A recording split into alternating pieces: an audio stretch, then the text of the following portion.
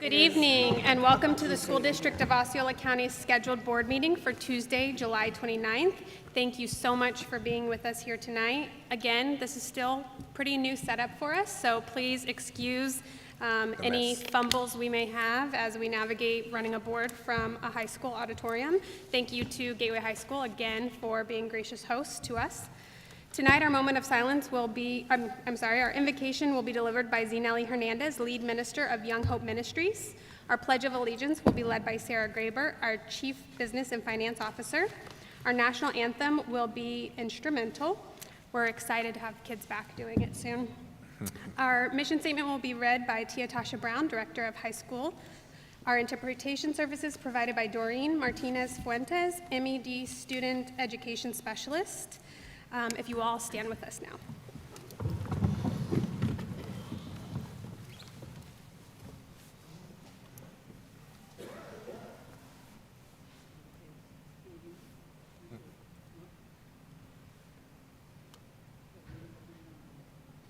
Hello? Yes. Woo. Woo. Hallelujah. Let's pray. Eternal God and Heavenly Father, thank you for this meeting that is happening right now.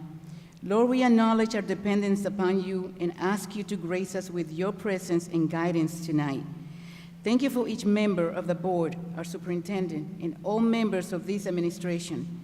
Give them strength for the journey ahead of the new school year. Bless and protect them and their families. I ask you, Lord, that you grant this board and each member of this school administration in this district insight with understanding and discerning hearts to know the time we are in. Give them divine strategies to continue moving forward this school district in the way that you want it to go. As they make each decision, Lord, let they make decisions that represent your heart and the heart of the people that elected them in this community. For the benefit of the students, Lord, and the betterment of the local communities, state, and nation. I ask you all these things in the name of our Lord and Savior, Jesus Christ. Amen.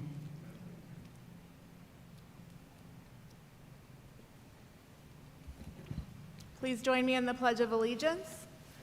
I pledge allegiance to the flag of the United States of America and to the republic for which it stands, one nation, under God, indivisible, with liberty and justice for all.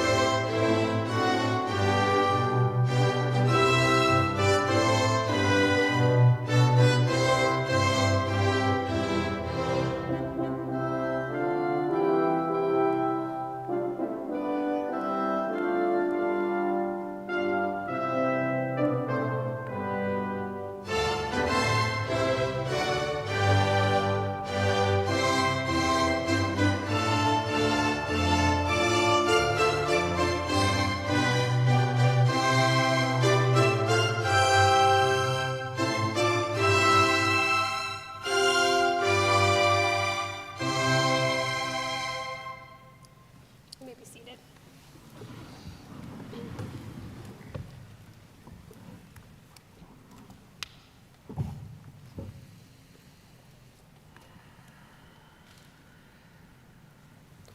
The mission statement of the School District of Osceola County: inspiring all learners to reach their highest potential as responsible, productive citizens.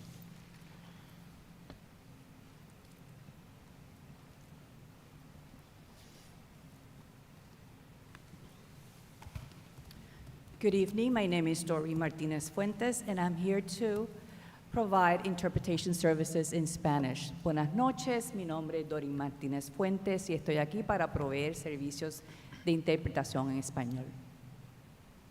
We are now on to positive comments. Dr. Shanoff, I'll start with you. Thank you. Thank you, Madam Chair. So last meeting I used my positive comments to maybe not necessarily be so positive or upbeat about federal funding being withheld from school districts. Thankfully, that funding was released to states and then subsequently released to districts, which is great news. These funds don't move past this school year. These funds will not be available in the following school year. I think we need to make sure that everybody is aware of that. The budget cycle for the federal government operates 1 year ahead, and the last budget was just passed, and there was no additional funding provided, or any funding provided for 2, 3, and 4. That said, we're going to have to work through this year trying to figure out how all of that gets right-sized. The good news is that our runway is a little bit longer than we thought it was going to be, which is a good thing. So I want to thank Congressman Darren Soto, who was out front on this, who communicated with the director of the Office of Management and Budget, as well as the U.S. Secretary of Education. I want to thank Senator Rick Scott for taking all of our calls and taking seriously our concerns about the impacts, especially when it came to employment, and then also, of course, services to our students. The second thing that I wanted to mention tonight is that in the last 2 weeks, I've actually had the opportunity to be screened for 2 types of cancer: colon cancer and skin cancer. These are benefits that are provided to our school district, to our employees. I had the opportunity to go through these processes, however unpleasant, were free to our employees. I wholeheartedly recommend to all of our employees to get screened for cancers, especially if you have a family history. I have a family history of colon cancer. It was important for me to get that screening done. I think it's important for all of our folks to take advantage of the free benefits that are available to them through our health plan. And while it wasn't pleasant, it was effective, and now I feel good for the next 5 years. So I hope that all of our employees take advantage of those benefits that are available to them. Thank you. Ms. Garcia? Thank you, Madam Chair. I'm excited to share that on August 4, everyone from my district will receive my second letter, my newsletter, and there it will be a back-to-school special edition. So for all the parents, you will get all the calendar for next year, transportation and bus route information, school supply list. It will be available in English and Español también. Uniform guidelines, and the Meet the Teachers detail. So Wednesday, August 6th, high schools. El miércoles 6 de agosto, las escuelas superiores. Thursday, August 7, middle and KA. El jueves, agosto 7, las escuelas intermedias. And Friday, August 8, elementary school, las escuelas elementares. El viernes 8 de agosto. All Meet the Teachers events will be from 3:30 to 5:30. Todos estos eventos van a ser de 3:30 a 5:30. And don't forget to sign up for Parent Square. Remind does not exist any longer. So you have to sign, and it will be our new communication platform to keep you and your child informed of everything that's going on with the district. In the newsletter, you also will find a link with the previous meeting. I know that was requested, and in my first meeting, I sent out the link for these meetings so our district can be informed. And don't forget about the Florida Back to School sales tax holiday that will run from August 1st to August 31st.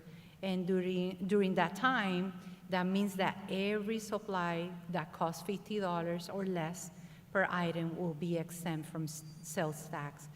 And let me see what else. And my office hours, Wednesday, you can call me after 3. I can meet people. You can call me. It can be a phone call, Zoom. I'm available. And let's work together to make this a safe and very safe and strong, successful school year. Mr. Cook? Thank you, Madam Chairwoman. Anthony Cook, District 3, where you want to be. I have been corrected. I have to give West Side back to Terry Castillo, so it'll be South Side is the best side. Okay. 2 things that I want to speak on. That doesn't rhyme. It doesn't. So now I'm going to have to figure out a rhyme. Next board meeting, I will have something that sounds way better than South Side is the best side, even though it is the best side. 2 things that I want to speak on. Number 1, got the opportunity to be at our Compass training, which is our training for all of the educators that are new to our district.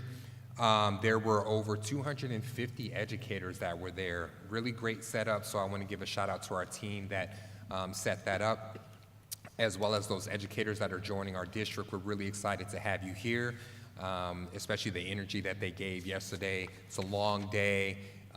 It's taking a fire hose, you know, as you're trying to get in here and start the school year. So I was really excited to see our educators, really excited to see this setup and excited for this school year. So I just want to welcome y'all one more time. The second thing that I wanted to speak on, I spoke on it briefly towards the end of our time in our last board meeting, but I wanted to give you some more details on the Education Foundation supply drive.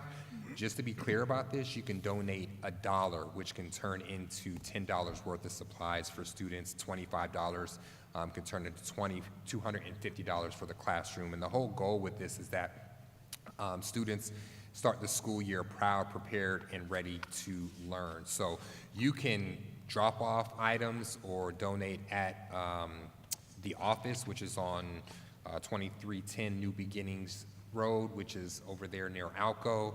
You can go to the website, Education Foundation, and we have some links there for you to donate towards, or you can text SSD to 33100 just to make sure that all of our kids have book bags, have supplies, so that they can start the school year strongly.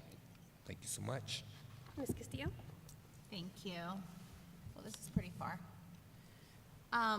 You could keep the west side. It's No. We finna do South Side is something. It's gonna be hot, I'm telling you. All right, well, your representative from the west side, the best side. Want to give a shout out to, speaking of the west side, Island Village team. They participated in this incredible day of volunteering with our partner, Embrace Celebration. Embrace Celebration was one of our volunteers of the year last year, so they were a recipient. And I just love to see how our teachers, our principals, our teams within the schools just embrace our entire community. And I thought that was such a powerful statement of we're one community, we are here for all of our students, whether it's during the year, after school, whenever. And I just want to give them a shout out for being amazing and really standing on business when it comes to embracing our community. So shout out to Island Village, Mr. Confessor and his team, and of course Embrace Celebration is always doing the work. Also, I want to congratulate Ms. Goner from Toho. We participated in the Teacher of the Year dinner a couple weeks ago, and it was just great to see her and, you know, give her a shout out and see how wonderful she is and have her being celebrated and being a great ambassador for Osceola County. So congratulations once again on being Teacher of the Year, and really honored to have been in that space with some folks from Toho High School, my fellow board members, and of course, the amazing Ms. Goner. Speaking of Toho, again, I know it's not my district, but I consider Osceola County my entire district, okay? Also, Ms. Mohis's digital design program team received several awards, including 6 Best in Category and 9 Excellence Awards for the Florida Graphic Alliance. So congratulations to them.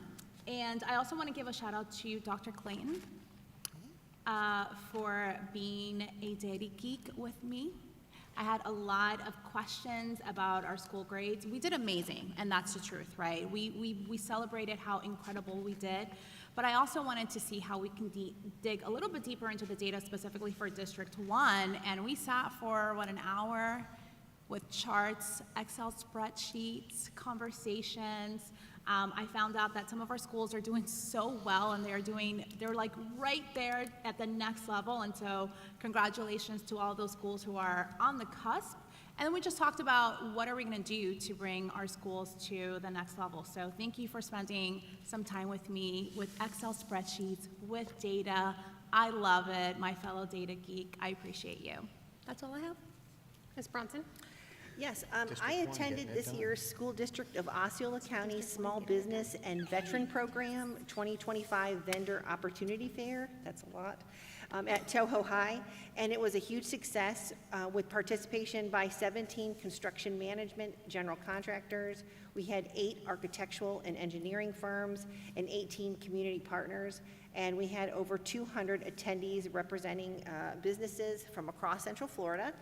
Katrina, our supervisor of procurement supervisors, procurement services.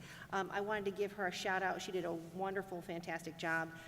Dave Sharma was my wingman there, and he introduced me to all the vendors, and he didn't complain once about getting his picture taken, and even though he was making unhappy faces in some of my photos. I was also invited to the iBuild construction camp at Transportation West. This is our summer CTE construction course under Mr. Avent, and he walked students through all aspects of the job site, and I got to participate in that with the students.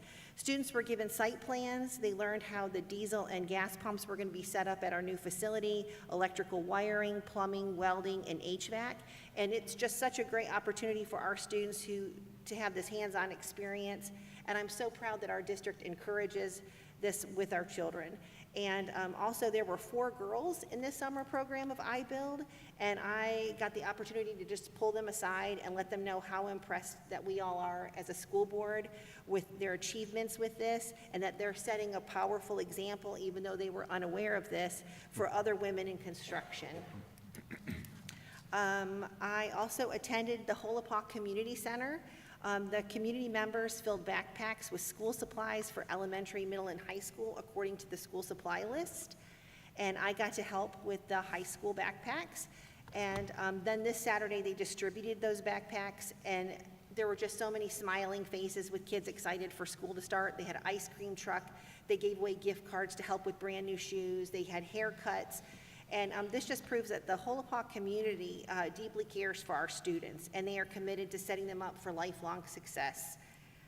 I also attended the Early Learning Coalition of Osceola County's hub ribbon cutting at Advent Health on Parton Settlement. I have a background in early education, so they didn't have to convince me of anything. I am 100% supportive of their mission. And it was just wonderful to see so many families interacting with the Learning Play Center. They had books that the kids could take home to encourage literacy. There were toys that promote motor skills and sensory activities, and then they also could leave with book bags, school snacks for the first 2 weeks of school, supplies to help set them up with success, and I also got to read with Swish, the Osceola mascot of the Magic. And I toured Main Street High School, and I got to make that connection through the Osceola Chamber. It's one of our credit recovery schools, and Main Street plays a vital role in supporting our students facing significant challenges. Miss Ortiz walked me around the campus, and she shared with me the struggles that many of our students encounter. Maybe it's coming from other countries, coming from other states, dealing with homelessness, having to work a full-time job to help support their families, or just being previously disenchanted with school. And the Main Street School offers a crucial wraparound services and career and technical education certificates like nursing, coding, learning to be a barber, and nail technology. And this is going to help with those students succeed beyond the classroom. I also attended this past Sunday, A Hero for Kids invited me and my family to join them at John Emmons Taekwondo School in Kissimmee, and we filled 500 backpacks with school supplies. And it was inspiring. We had over 25 community members come together to ensure that our students have what they need to succeed this school year. This year, they're going to do the distribution of those a little differently. They're going to take the book bags straight to the schools and let the schools give them to the students that they determine have the most need. And my very last thing, today I had the pleasure of attending St. Cloud High School's freshman orientation. It was both exciting and a bit surreal because I was seeing children of my friends who are now getting ready to start high school. And I got to visit with Miss Yance, who is so excited to be back at a new school that she once walked the halls of because she was a student there. She's now going to be bringing fresh energy and new ideas to her role. I'm so proud that our district continues to create opportunities for this, like our families, to ask questions, get informed, and to feel more confident as we kick off the school year on a positive note. And that's all. Great. To add to Dr. Shanoff's comments about preventative health care, this past weekend I went for my first mammogram, and I did it on the mammogram bus. That is a program that we offer here in Osceola County as well. It was quick, easy, painless. I think the hype up for something like that is more than the actual event itself. The staff on the bus were so friendly, so I too encourage anyone that needs to have that annual screening happen, take advantage of the bus when it's at your school or when it's at the district office or health clinic, things like that. Next week, Addition Financial will be unveiling their Renovate to Educate, not a classroom this year. They're actually doing food pantries in the 4 surrounding counties that they work with, which one of them is us. It'll be at Lakeview Elementary, so I'm excited to see what they've come in to do to take over that food pantry and renovate it to something that's exciting for the kids that have to utilize that service. Additionally, some of my fellow school board members and I will be participating with Walt Disney World next week to fill backpacks of school supplies that they have procured over the last number of months. We're going to be volunteers, and they have, the Mickey Mouse ears in their volunteer. So a fun little exciting thing for any of us that are going to join that. And then my final thing is my twin girls will be turning 16 on Thursday, so I just want to say happy birthday to Lila and Lexi. I cannot believe that my youngest kids will be 16. With that, we are on to our appointments. Dr. Shanoff. Thank you, Madam Chair. This is always an exciting time. We have 2 appointments this evening. The first one will be Heather Miller to be the new assistant principal at Kissimmee Middle School. Heather Miller has held the following positions: teacher at Horizon Middle School, MSP grant project manager for Osceola, Okeechobee, and Volusia schools, district science specialist for Osceola School District, assistant principal at Westside K-8. Westside is the best side. Principal at Kingsley Middle for Kingsley area schools, and assistant principal at Osceola Middle School in Pinellas County. Apparently, they want to be like us. She earned a bachelor's degree in both zoology from Michigan State University and elementary education from Oakland University. She also earned a master's degree in science education and an education specialist degree in educational leadership from Walden University. So moved. I second. A motion by Ms. Castillo, a second by Ms. Bronson. All those in favor? Aye. All those opposed? Motion passes. Congratulations. Thank you very much, School Board and Dr. Shanoff. I'm very deeply honored and genuinely grateful to accept this position of Assistant Principal at Kissimmee Middle School. Standing here tonight, I'm filled with a profound sense of appreciation, excitement, commitment. This moment is the beginning of a new role, but it's also the continuation of a journey built on guidance of incredible mentors and the support of a very strong educational community here in Osceola County. I want to take a minute just to acknowledge some of those leaders who helped shape my path, those who saw potential in me throughout my school career. From my earliest days in education, mentors like Dr. Allen, Dr. Henninger, Dr. Clayton, and my previous administrator, Christy Ray, they all invested their time, shared their wisdom, and challenged me to grow as an educator. They modeled the importance of leading with integrity, listening with empathy, and acting with purpose. I carry their lessons with me into this new chapter. To Mr. Melvin and the Kissimmee Middle School staff and community, thank you so much for this opportunity and for the trust that you've placed in me.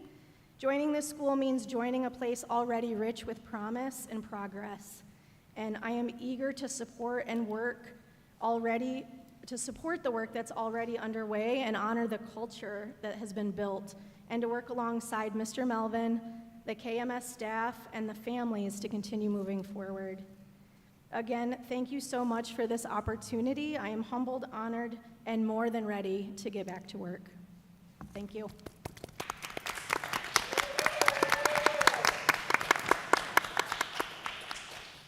Our next appointment is Lauren Osborne to be the new assistant principal at Tohopa-Caliga High School. Lauren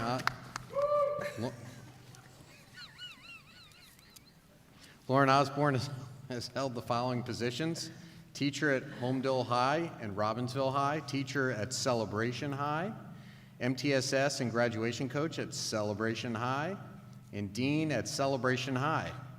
She earned a bachelor's degree in foreign language, Spanish, and education K-12 from Monmouth University, and a master's degree in educational leadership from Stetson University.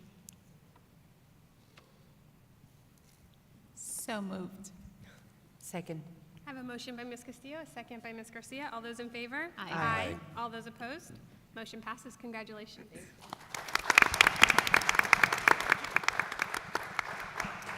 Thank you to the board members, Dr. Shanoff, Dr. Allen, Dr. Evans, and the rest of the district leadership team for trusting me with this tremendous opportunity.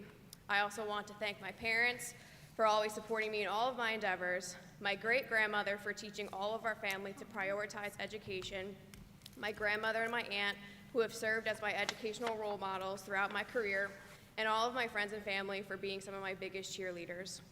I have worked for some incredible leaders during my time as an educator, and I would be remiss if I did not especially thank Mr. Gilbert, Mr. Todd, and Mr. Tirado for always believing in me and pushing me to reach my full potential. My goal as an educator is to help inspire children to become the best versions of themselves, and I look forward to bringing that mindset as I venture on this journey at Toho. I hope that I can make those around me proud, especially my niece Willa and my nephew Lucas, and show that through hard work, anything is possible. Thank you to Mr. R. Scott and Toho's administration for this great opportunity to join their team and work together to maintain the A status of the school. I look forward to meeting, supporting, and working with the members of the Toho community so that together we can educate, empower, and enable all students to become caring, contributing citizens who can succeed in an ever-changing world. Go Tigers!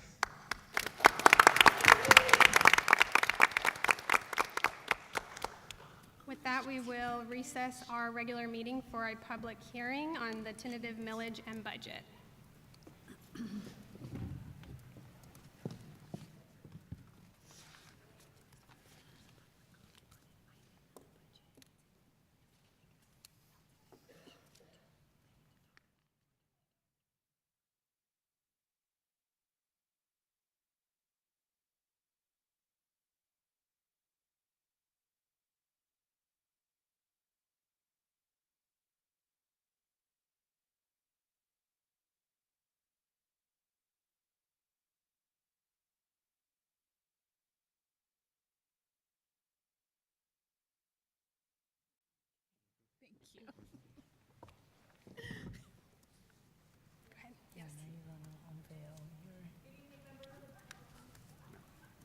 No, What do I have to do? I think they might control it.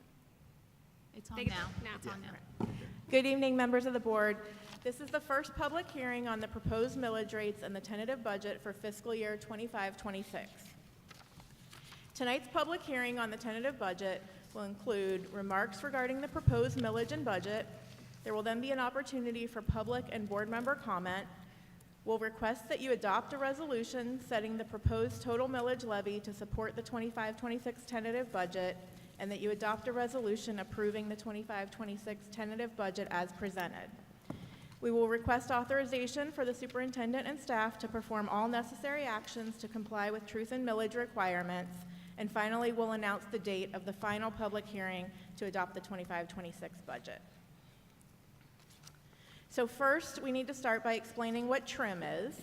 And TRIM is the Truth in Millage legislation that was enacted in 1980, and it is the requirements that are detailed under Section 200.065 Florida statutes.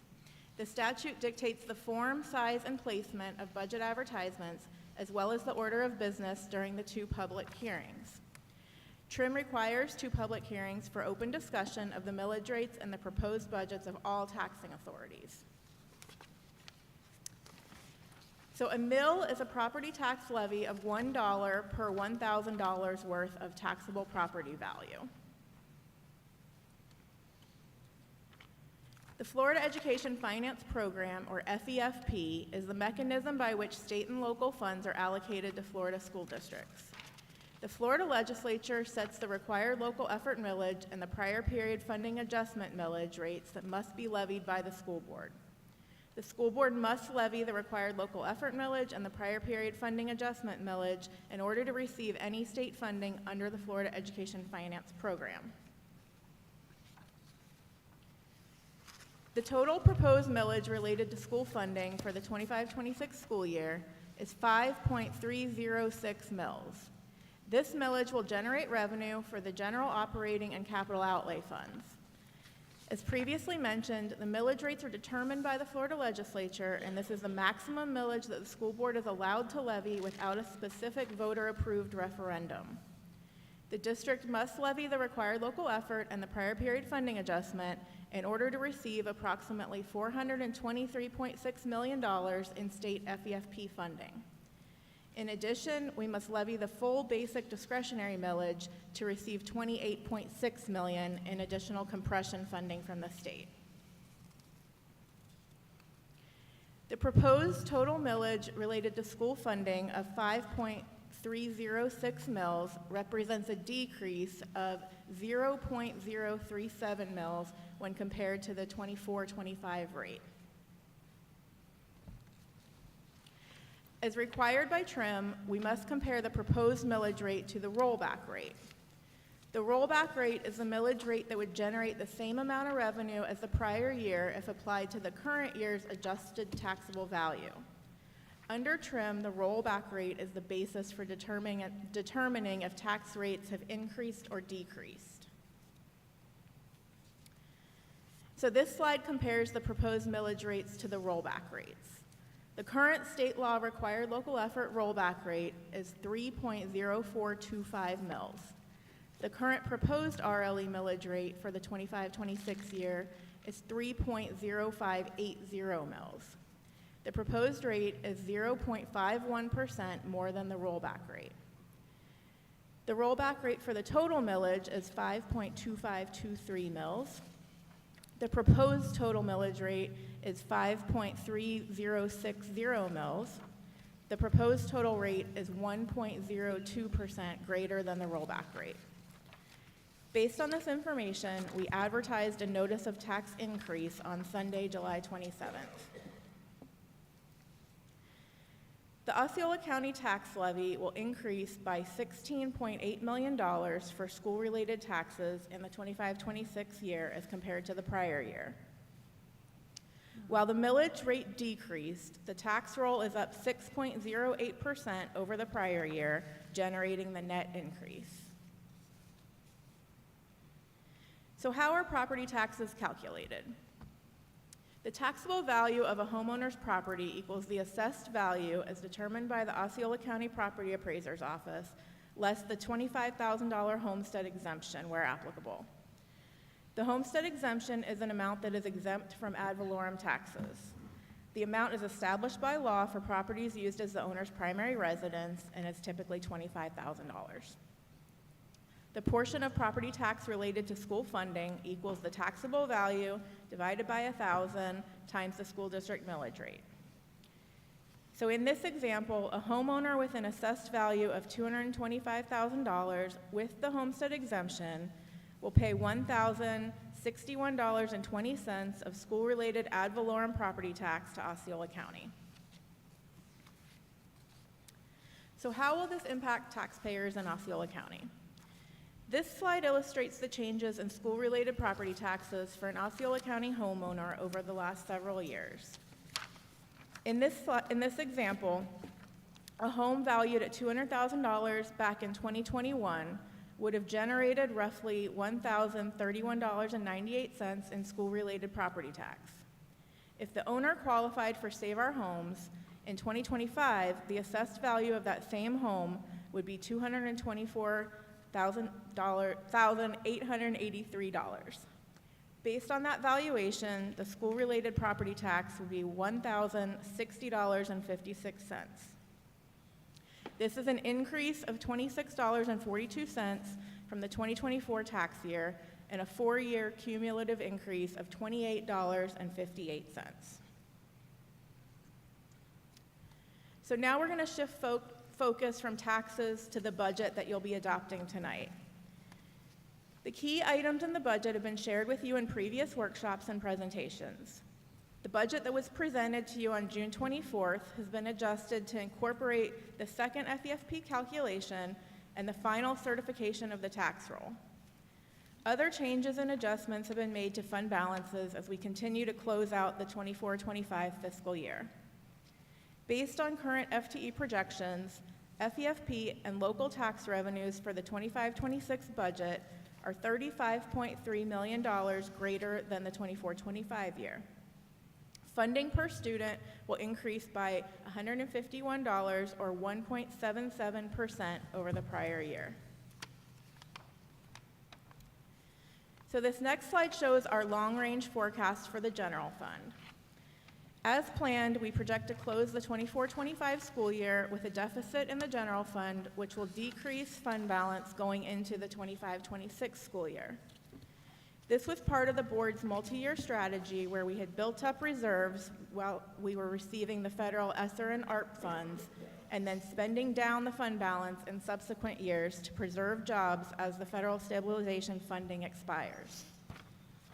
Careful monitoring of budgetary resources will always remain a top priority to ensure sustainability through any funding shortfalls.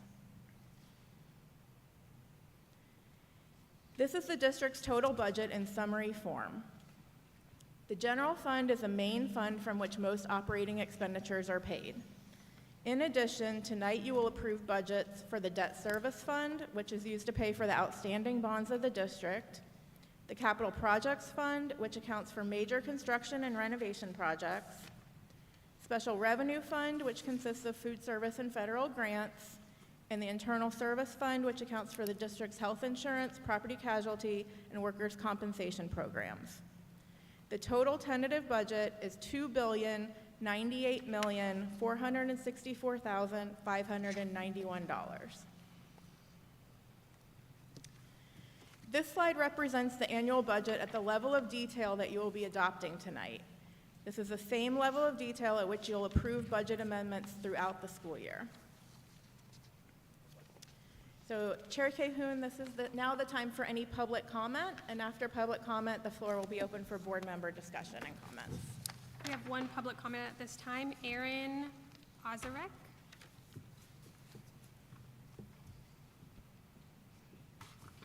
Hi again. So I guess you guys know, but good evening, my name is Aaron, and I want to start by thanking the board for your encouragement and responsiveness after I came to the last meeting. It meant a lot to feel heard, and I know many others in our community appreciate it as well.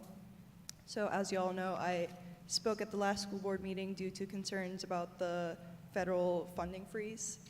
Since then, those funds have been released, which is a great relief for everyone. However, these recent events have really made me, my friends, and family extremely concerned about the vulnerability of our schools and our budgets. Since this concern has grown so much in the community, I've been looking into the proposed 2026 budget, and quite frankly, I am scared. From what I've seen, the proposal cuts essential funding to several programs that this community needs. And correct me if I'm wrong, but these cuts seem to be taking effect in this school year.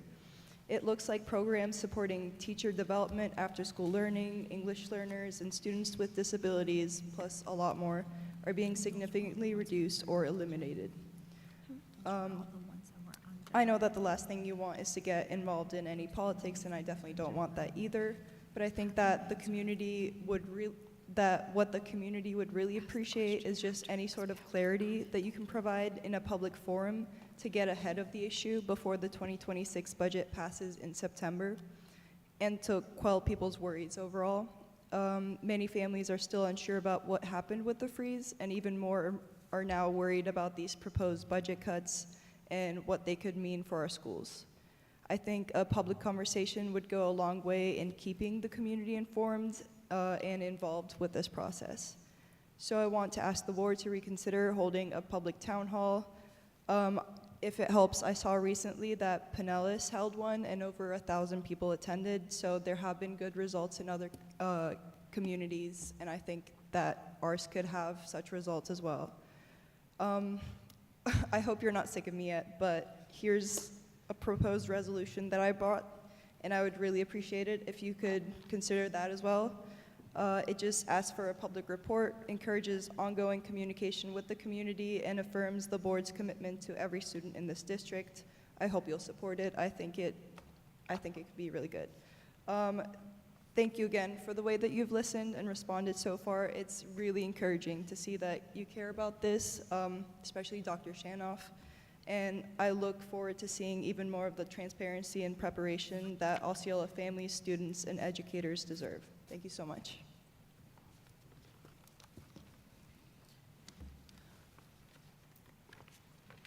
I have no further public comment at this time, so now we're open to board discussion. I just want to clarify, Aaron, I believe that, and I'm going to ask a question actually to Ms. Graber. The items that you listed for budget cuts, I think those were the same items that were under the initial withholding. Is that what you got as well? Those are not listed on this. Is that correct?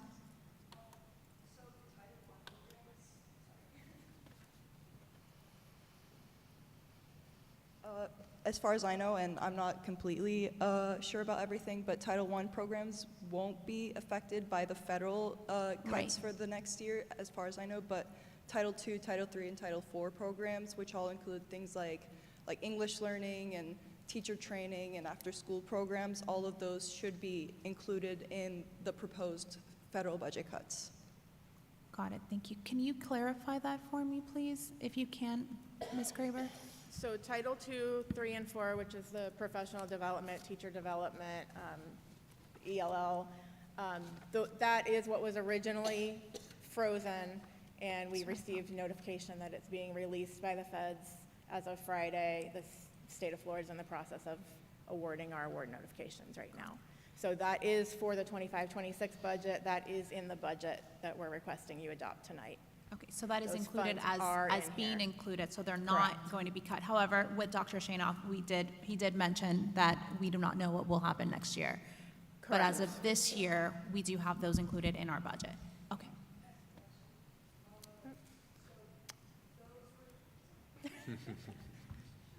Aaron, we're giving you a lot of privilege here, because typically we don't have conversations. I'm But I so do sorry. want to clarify, because you do bring up some great points.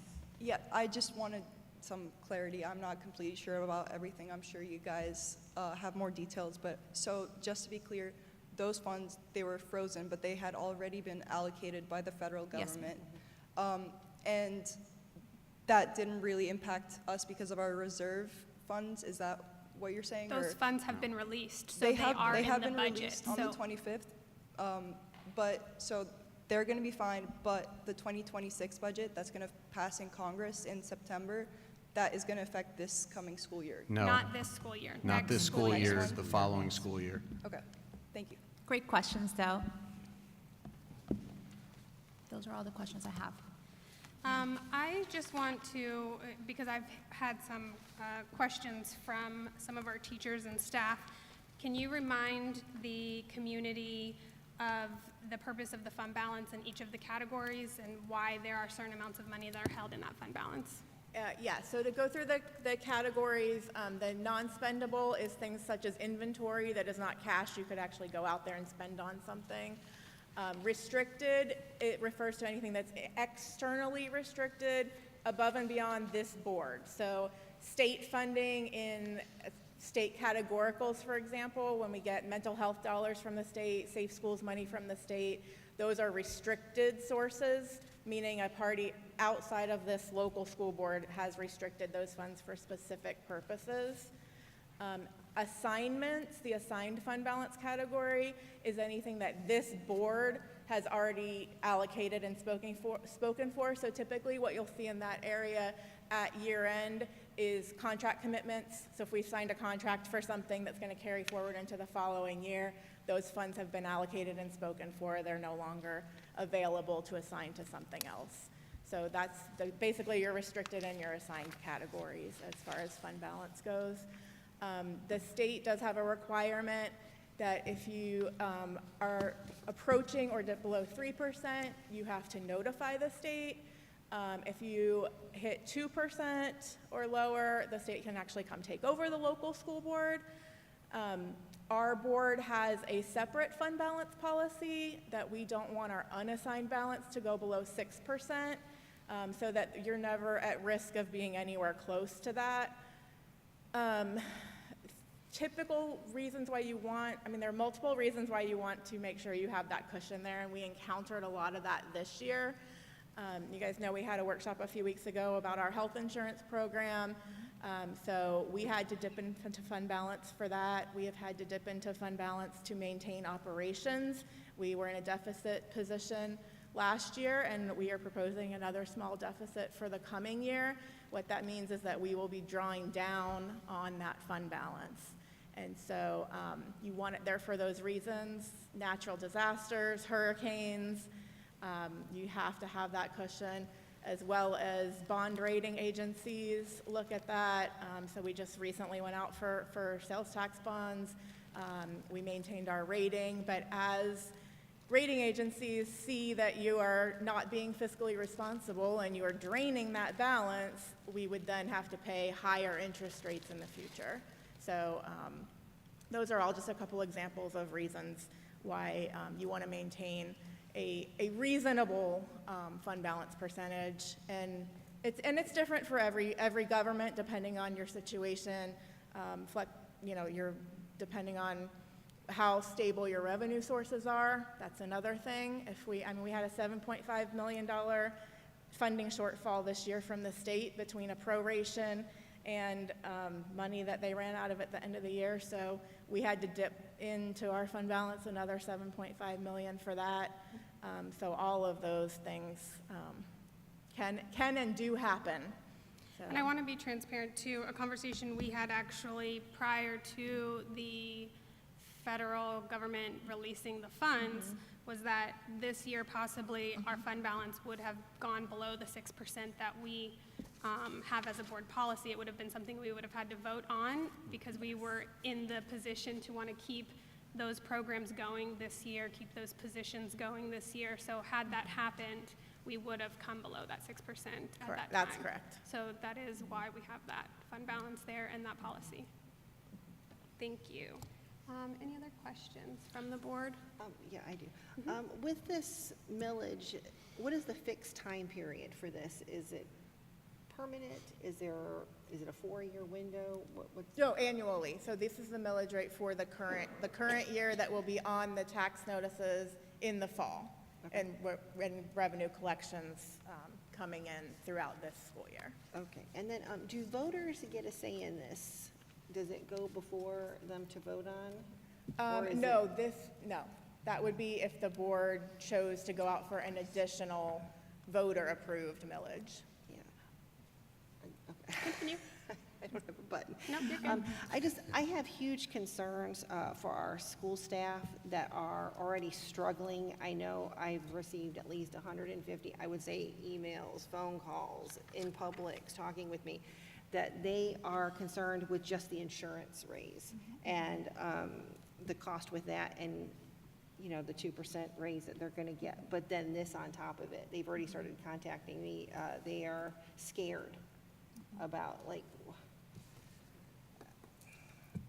I don't know.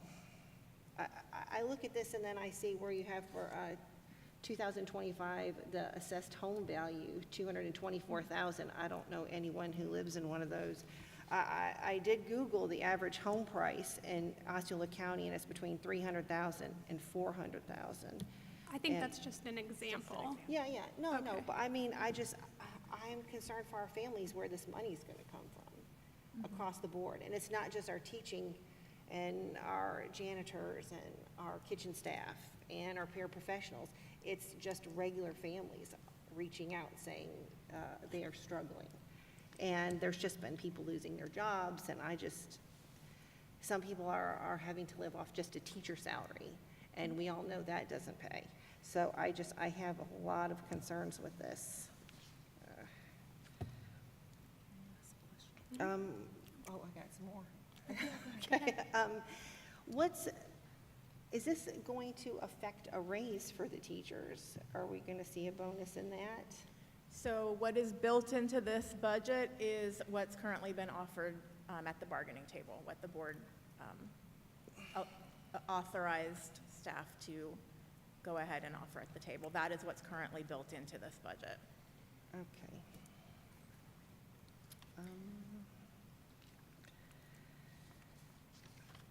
Have we got any public feedback on this, besides me? It's the typical, it's around, Yeah. can we sustain this as educators? Can our educators sustain life with what they're getting paid right now? Yeah. I think that goes back to us having some discussions around how we can get more money. To your question around millage, that's something that we'll probably have to visit if we want to go for that. That has to go before our voters to say, yes, we want to vote on this, approve this, and that gives us more money to work with, but we're dealing with the same bucket that we've been dealing with, and how that's been affected by, state and federal funding. So, but to your question, it is built into our budget right now to increase teacher salaries, and that's at the bargaining table right now. Yeah. Okay.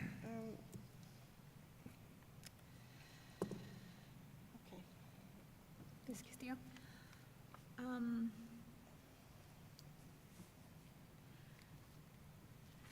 Could you clarify for the public what required local effort means and how we have to build that into our budget? Yeah, so that is actually calculated at the state level, and this local school board has no control over increasing, decreasing that amount. The reason it's called required is because that is the amount that we are required to levy in order to participate in the Florida Education Finance Program, which is where 90-something% of our operational funding comes from. So when we get funding per student, it's really coming from this part of it, 90%. So the FEFP is made up of two parts. So one is that the millage, the operational millage, along with state, that's our local portion. Got it. And then the state kicks in the state sales tax portion. So those two revenue sources together make up what we receive in FEFP funding. Thank you. I've got one more. Go ahead. Homeowners are going to see an increase, and so this would mean that our renters are also going to see an increase because they would have to absorb that cost, wouldn't they? More than Depends likely. how homeowners set Yikes. rental rates. Okay.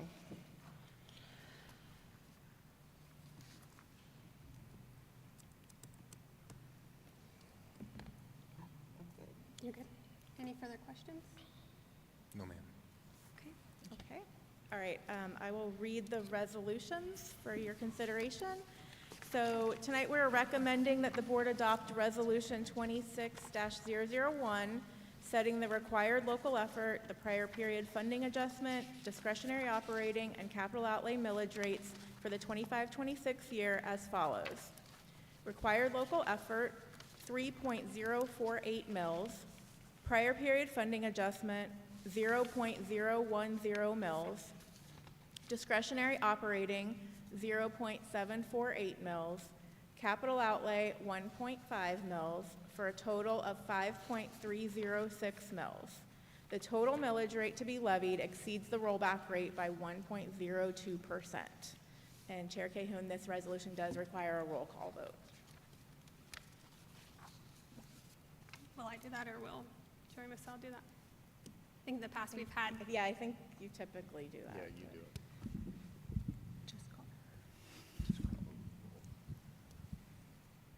For a vote? I have a vote for the approval of the resolution adopting the 2025-26 tentative mileage rates. Do I have a motion? No, you have to call them by name. Oh, okay. Teresa Castillo, Yes. Besaida Garcia, Yes. Anthony Cook, Yes. Heather Cahoon, Yes. Paula Bronson. No. With that, we have a motion passes 4-1. And then next, we recommend that the board adopt Resolution 26-002, adopting the tentative budget in the amount of $2,098,464,591, and this resolution also requires a roll call vote. Okay. Ms. Castillo, Yes. Mr. Cook, Yes. Ms. Garcia, Yes. Ms. Cahoon, Yes. Ms. Bronson. Yes. Okay. That we have, And one more. Finally, we recommend that the board authorize the superintendent and staff to perform all necessary tasks to ensure compliance with the truth and millage or trim requirements of Chapter 200.065 Florida statutes, and this just requires a regular vote. do I have a motion? Have a motion to adopt? Second. Motion by Ms. Castillo, second by Ms. Garcia. All those in favor? Aye. All And those opposed? lastly, I need to announce that the final public hearing on the 25-26 budget will be held on Tuesday, September 9th, 2025 at 5:30 PM here at Gateway High School Auditorium at 93 Panther Paws Trail, Kissimmee, Florida. And this concludes the first public hearing. Thank you. With that, we are moving back to our regularly scheduled meeting. We are on to agenda modifications. Dr. Shanoff? No modifications. Ms. Garcia? No changes. Mr. Cook? No changes. Ms. Castillo? No, ma'am. Ms. Bronson? No changes. Do I get a motion to accept the agenda as presented? I make a motion to accept the agenda as presented. I have a motion by Mr. Cook, I Second. a second by Ms. Bronson. All those in favor? Aye. Aye. All those opposed? Motion passes.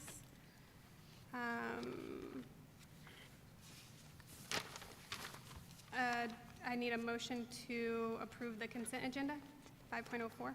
So I move. Motion by Ms. Garcia, Second. a second by Mr. Cook. All those in favor? Aye. All those opposed? Motion passes. I want to take a moment for informational item 12.01. At the next board meeting, I'd like to have under new business to proceed with a new committee. This report that was provided for us today states that per policy, the current advisory committee for ESC concludes after 1 year.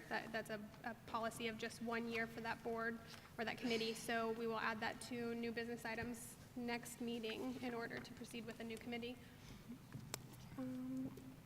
We are on to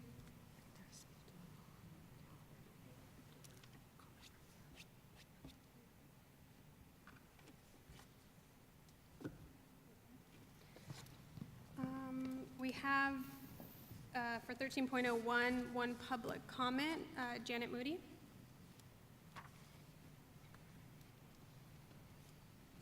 Hello, Board. Janet Moody, Osceola County Education Association President.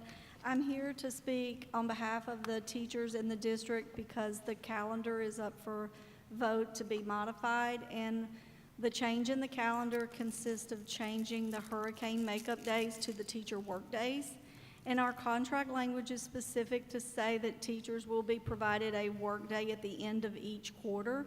And if we automatically go to making those days to make up for hurricanes instead of the traditional days that we've built in or other ways that we've worked around by extending the school day in other ways, then I don't want us to believe or take for granted that those teacher work days are still necessary to thousands of the teachers that are within this district, and that by changing the calendar, that doesn't forego the fact that those teachers still get those days because that's agreed upon contract language. Thank you.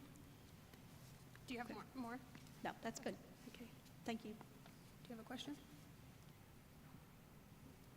Mr. Allen, can you clarify if we are within, Oh, I see what she means. with their teacher contract, within the contract to make these changes? The contract does provide for emergency makeup days to be placed on teacher work days. There are 2 days already built into our schedule. In the event that there is a hurricane and we have to make up days, we have enough minutes in our current calendar to fulfill 2 makeup days. So, you know, the hope, we all hope, that we wouldn't have to go beyond 2 days, or any days for that matter, but beyond 2 days, the first days that we would look at then would be the workshop days to help preserve the Thanksgiving or spring break or any other extended long periods. We have a very difficult time getting kids to come to school during that time. We also have a very difficult time getting staff to come to work during that time. Ms. Castillo? Thank you. Dr. Allen, so to clarify, so I'm looking at the calendar right now, in the event that, for example, one of the teacher work days ends up having to be a makeup day for hurricanes, we already have 2, I'm going to call them floating days that we can use as a teacher work day or teacher holiday? Yeah, we have enough minutes in our year-long Bell schedule. Okay. The total number of minutes, we have enough to fulfill 2 makeup days Okay. in the event that we have to. I Beyond understand. that, the recommendation is to look at the teacher work days as the first days of student makeup. Thank you. Yes, ma'am. So to clarify, you're stating that we have 2 days, meaning we would not have to make those up on an additional day because those are built into our calendar. That is correct, ma'am, Got yes. it. Thank you. Any other questions from the board? Do I have a motion? Make a motion to approve item 13.01. I have a motion by Ms. Castillo. Second. I have a second by Ms. Garcia. All those in favor? Aye. Aye. All those opposed? Motion passes. 14.03.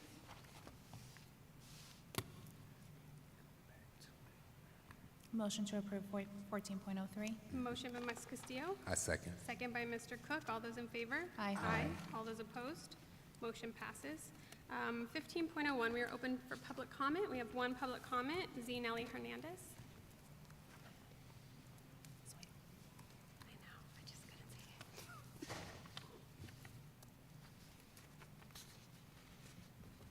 I feel weird. Zinelli Hernandez, 2626 Moonstone Bend, Kissimmee, Florida. Good evening, board members. On October 18, 2022, I spoke before the board to share some good news and some bad news. The good news was that I shared, according to nationwide assessment by the Heritage Foundation, Florida ranked #1 overall in education freedom and among the top states on various other education issues. I mentioned that Osceola did not, back then I mentioned that Osceola did not contribute in that victory based on how things were being done then and how the district was being led. That was the bad news. Tonight, I have good news and I have good news. The state of Florida ranked #1 again in the nation for education, and Osceola did contribute to that victory, being labeled as the most improved county. Most improved implies we were rated pretty low before. I think everybody knows that. I like to give credit where credit is due, so I say congratulations on the leadership of Dr. Shanoff and the amazing team that's behind me. Has worked, I know they have worked very hard and has been committed to changing the reputation of this school district. The county of Osceola is finally making good progress, and students have even told me, some students have even shared that with me. Please know that there is a group of people that pray for all of you earnestly. I can only imagine how amazing it will be when we can offer the chaplain program as another resource to help those students that need it and want it. Osceola School District will be that much more successful for it. So as one of the sentinels with the Heritage Foundation and a community faith leader, I say thank you and congratulations on a job well done. God bless you all. I wasn't here at the last meeting, and I didn't have a chance to speak about that. And like I said, you hear me talking about some things that I'm against, but when you do a good job, and I praise the Lord for our leader here and these people back here, I'm proud. Thank you. Thank you. With that, we are on to 16.01, attorney comments. I do not have a report this evening. Thank you. Thank you. 17.01, board member committee reports. Any committee reports? I do. Oh, gosh. I am You on have the most active committees. Yes, the St. Cloud Chamber Board, and I attended a ribbon cutting for the St. Cloud Chamber of Commerce. It's Kelly Aquatics. It's a locally owned and operated mobile swim school that's led by Miss Jennifer Kelly. Miss Kelly is an Osceola County lifelong teacher who has taken a leap of faith and started a business on her own. Kelly Aquatics offers private, flexible swim lessons, and she has 8 employees. They're all teachers for our school district. They are lifelong teachers with our district, and they refer to it as their side hustle. Whether you're looking for infant, youth, or adult lessons in your home, or they can meet you at another pool, they have options for St. Cloud and Lake Nona. And it's important that we support local businesses that are run by women who are also educators, because they are modeling leadership, resilience, and independence. And these are qualities that are very powerful for our young women to see. Keep going? Sure. Okay. Yes, Then I also, the Osceola Council on Aging, this fall, they are having a community resource expo, which is on October 8th at 700 Generation Point, and it's going to be an engaging event aimed at connecting Osceola County residents with valuable resources that are right here in our own community. Also, they are having the 6th annual Jeep raffle that I had talked about the last time. They're raffling a brand new 2026 Firecracker Red Jeep Wrangler Sport S, or if you win that prize, you can get the Jeep or $25,000 cash. This year, the grand prize will be pulled on Christmas Eve, so it's a perfect chance for you to give back. All proceeds for this raffle are for supporting Meals on Wheels, helping to deliver hot meals and holiday cheer to all of our local seniors all year long. And my BAB meeting, which is my budgeting and finance meeting, I had the opportunity to tour PM Wells alongside our brand new principal, Alexandra Pillay, Mr. Dave Sharma, and our facilities team. And I'm just pleased to share that this school is making strong progress toward being ready for our ESE students. The planned renovations are set to be completed in thoughtful stages and are clearly being focused on created inclusion, a supportive learning environment, and I just want to commend the leadership and facilities team for their commitment to making this transition successful and student-centered. I also had the opportunity to walk the new AAA high school off Nova Road with Principal Pillay. They are married. It's a husband and wife team there, with Mr. Sharma again and the facilities team and our high school educational leadership. And this state-of-the-art facility has been thoughtfully designed with the end in mind. With student success, every detail reflects the care and vision and commitment that we have for our students. And those who get to attend this beautiful school not only will benefit from this modern learning environment, but will feel the value of the love that our district holds for them. And it's going to be a beautiful place to see them learn and grow. Thank you. Any other committee reports? Where can I buy raffle tickets for the 25K? The Council on Aging, you can log into their website. Right now, they have a special, 10 tickets for $100. Perfect. I'll gladly use Mr. Sharma's money, his own personal money, by the way, to buy those tickets. Thank you. Thank you, Mr. Sharma.